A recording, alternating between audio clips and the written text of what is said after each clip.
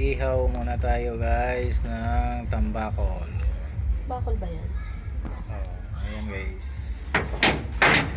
Dalawang piraso. Ayan. Ulam ng hapunan. Nandito kami ngayon guys sa aking mga iyon. Ito na may mga pangsahog na kaagad na siya. May kalamansi yan, Bia. Ito na may kalamansi na. Mga ito. Yung mga pang mga gulay-gulay. Ayan guys, mayroon pa dito sa kabila. Ayan. Ang mulaklak ng aking mga pananim. Ayan guys, ayan guys.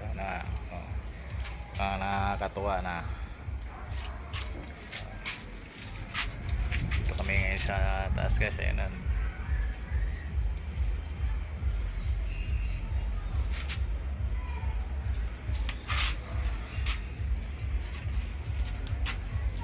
Ganda si mama.